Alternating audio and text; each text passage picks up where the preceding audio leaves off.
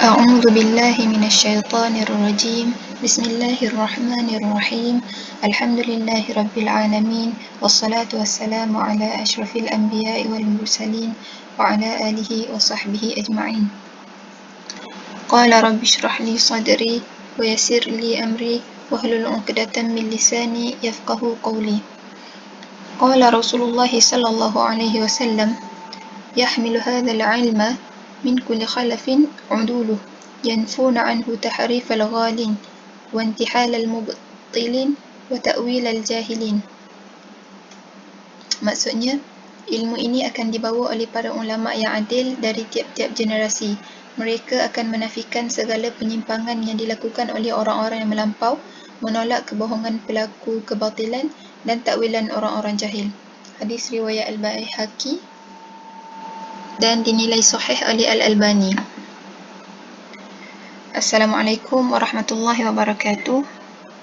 InsyaAllah pada hari ini kumpulan kami akan membentangkan kitab syarah Sahih Muslim iaitu Al-Minhaj fi Syarah Sahih Muslim bin Al-Hajjaj. Saya Aida Sofiah binti Mazlan akan memulakan pembentangan ini. Penumpuan syarah terhadap kitab-kitab hadis tertentu seperti Sahih Bukhari dan Sahih Muslim telah bermula pada kurun keempat dan kegiatan ini telah berterusan sehingga pada kurun ketujuh. Antara karya yang dihasilkan pada awal kurun ketujuh ialah Siyanah Sahih Muslim min al-khilal wal ghalat min himayatuh min al-isqat was saqat oleh Ibnu Salah. Perbahasan oleh beliau ini telah disambung oleh Imam An-Nawawi dalam kitabnya yang diberi nama Al-Minhaj fi Syarah Sahih Muslim bin Al-Hajjaj.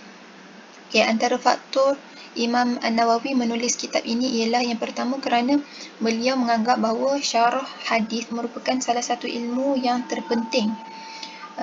Seterusnya ialah kerana masyarakat pada zaman beliau waktu itu telah kurang meminati majlis-majlis hadis.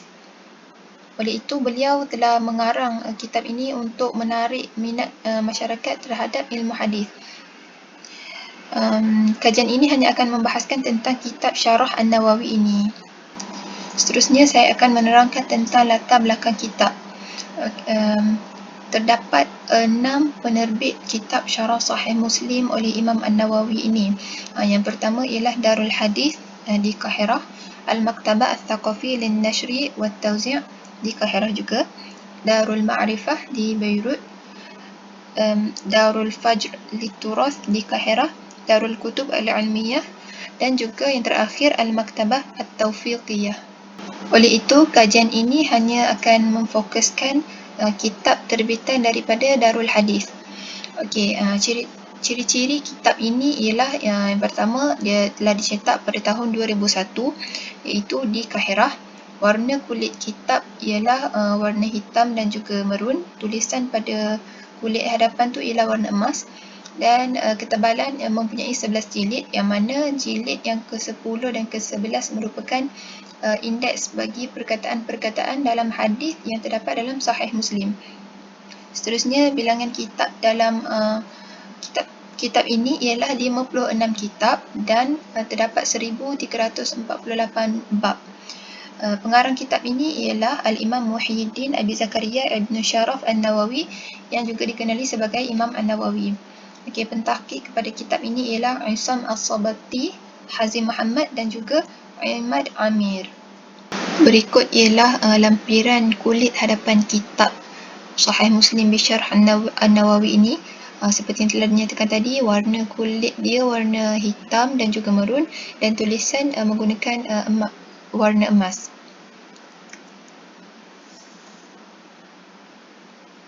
Seterusnya ialah contoh senarai isi kandungan dalam kitab Syarah An-Nawawi ini, dan ini merupakan isi kandungan secara keseluruhan dalam kitab ini. Kitab ni mengandungi 56 buah kitab dan juga 1348 bab. Bermula dengan kitab Al-Iman dan berakhir dengan kitab At-Tafsir. Bismillahirrahmanirrahim. Assalamualaikum warahmatullahi wabarakatuh. Saya Nur Adina binti Mamat A162 936 akan menyambung dalam bab tentang biodata Imam Nawawi, guru-guru, murid-murid beliau, karya-karya yang telah dihasilkan sepanjang hidup serta kewafatan beliau. Imam An-Nawawi merupakan seorang sarjana terkemuka dalam bidang hadis dan fiqh dan pakar rujuk Islam pada zamannya. Nama sebenar beliau adalah Muhyiddin Abu Zakaria Yahya bin Sharaf bin Muri bin Hasan bin Husain bin Muhammad bin Jumu'ah bin Hizam Al-Hizami An-Nawawi. Beliau telah memperuntukkan kehidupan secara keseluruhannya untuk mempelajari agama sejak dari kecil lagi. Beliau dipanggil An-Nawawi bersempena dengan tempat kelahirannya iaitu Nawah. Dari segi pendidikan, Imam Nawawi boleh dikatakan seorang yang tamak meraih ilmu namun tidak pula bakil, berkongsi dan menyampaikan ilmu yang dimilikinya. Beliau keluar dari Nawah, iaitu tempat kelahirannya, menuju ke kota Damsyik pada usia 19 tahun bersama ayahnya bagi melanjutkan pelajaran.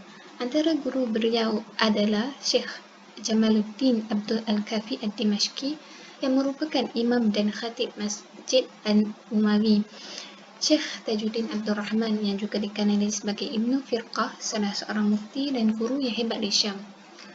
Manakala murid-muridnya, antara barisan muridnya yang tergolong dalam kalangan ulama yang berjasa terhadap agama Islam adalah seperti Al-Allamah Ad-Din Abdul Hasan Ali bin Ibrahim bin Daud Ad-Dimashqi yang juga dikenali sebagai Nawawi As-Saghir.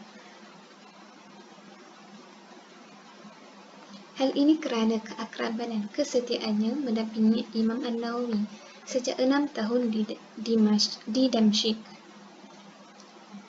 Yang kedua adalah Abu Abdullah bin Abi Al-Fath Al-Syekh An-Nasih Jibril Al-Kurdi, Abu Abbas bin Farah Al-Ishbili, dan terakhir adalah Badrul Muhammad bin Ibrahim bin Sa'dillah bin Jamrah.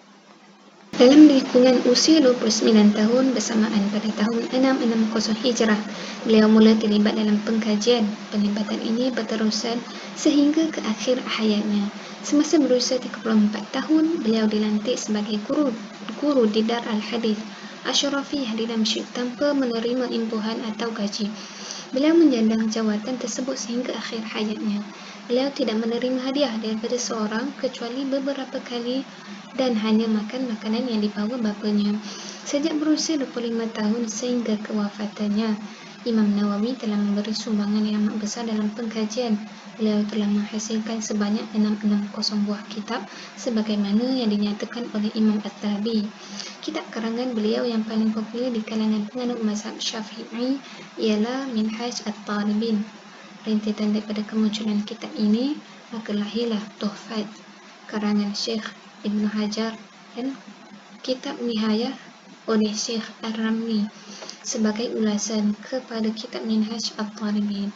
Antara karya Imam Nawawi yang telah diselesaikan dan beliau menyusunnya, di antaranya ialah Syarah Sahih Muslim, Riyadhus Salihin, Al-Azkar, Al-Asma' wal-Lughat, Al-Irsyad fi Ulumil Hadith, dan At-Taqrib. Imam Nawawi meninggal dunia pada usia 45 tahun. Beliau tidak pernah berkahwin sepanjang hayatnya. Beliau jatuh sakit tatkala di bangkuan ibu bapa dan meninggal dunia pada malam Rabu bersamaan 24 Rejab 676 Hijrah. Beliau dikebumikan di Nawah, iaitu di perkampungannya.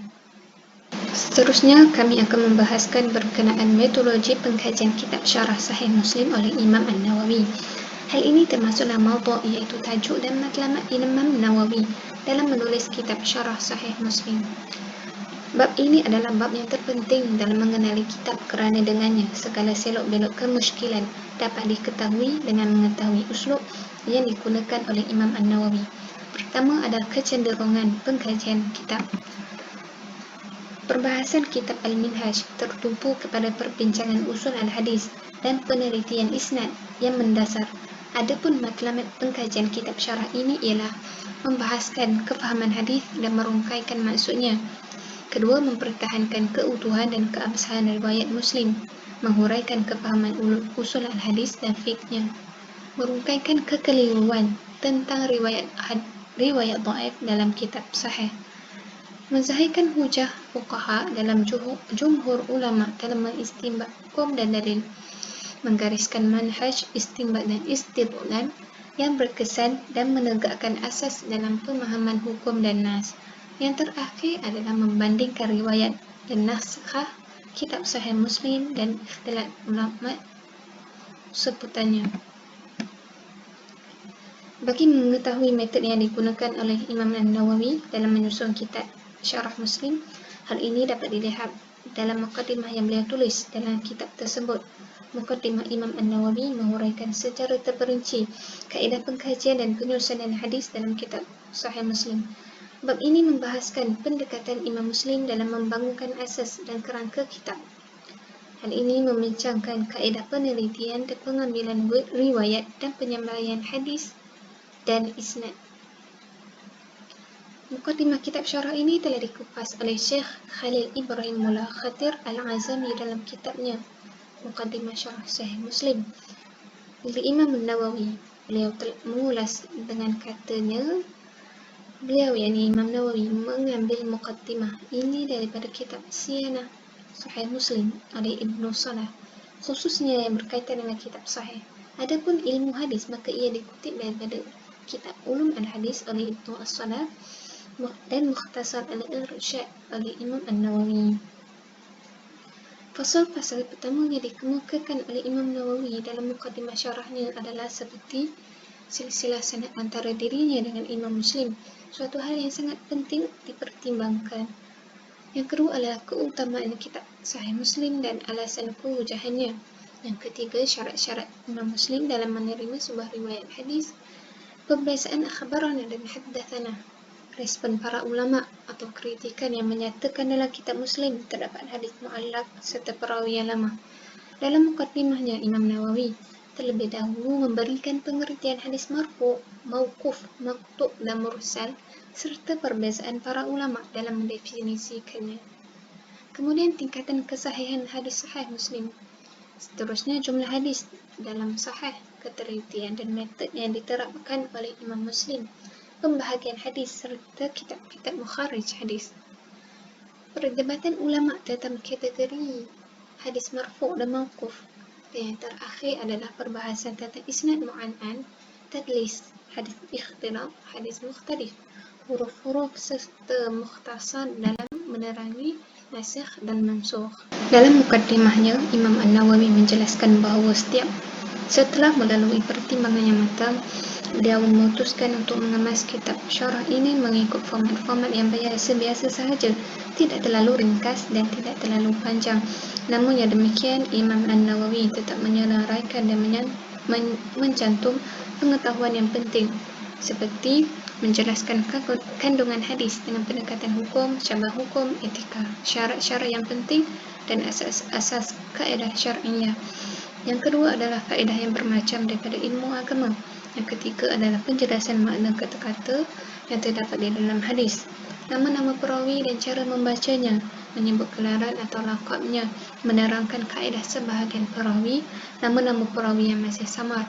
Kemudian memakmurkan hadis yang lahirnya kelihatan berbeza, mengutip pendapat ulama terlebih dahulu dalam membicarakan masalah perawi, bahasa, hukum dan lain-lainnya. Dan yang terakhir adalah mendatangkan dalil sokongan dengan hadis yang dibahaskan. Selain dari hal yang di atas, Imam Nawawi juga mengemukakan jika terdapat pengulangan dalam hadis, nama perawi atau lainnya, penjelasan akan diletakkan di awalan perbahasan hadis. Jika kemudian hal ini dijumpai di tempat lainnya, beliau menerangkan bahawa penjelasan atas hal ini telah disentuh di dalam bab-bab tertentu. Di awal setiap kitab, Imam An-Nawawi menjelaskan pengertian tema kitab, ejaan, perbezaan ejaan, beberapa pendapat para ulama mengenai makna hadis dan beberapa sanad yang berbeza. Contohnya, sebelum Imam An-Nawawi menjelaskan hadis-hadis tentang taharah, beliau menjelaskan pengertian taharah, ejaan dan perbezaan makna yang timbul. Setelah menjelaskan tema kitab, barulah kemudian beliau menjelaskan makna hadis tersebut. Secara kesimpulannya, kitab ini melakarkan perbahasan yang ringkas dan dalam perbahasan hadis dan menzahirkan kerangka manhaj yang jelas dalam kupasannya terhadap riwayat dengan pembahagian fasal dan tema perbincangan. Berdasarkan pemerhatian pengaji, kelebihannya terletak apabila kitab syarah ini tidak terlalu ringkas dan tidak terlalu panjang. Hal ini dibuktikan dengan kalam Imam An-Nawawi sendiri bahawa beliau memutuskan untuk mengemas kitab syarah ini dengan format yang biasa-biasa sahaja.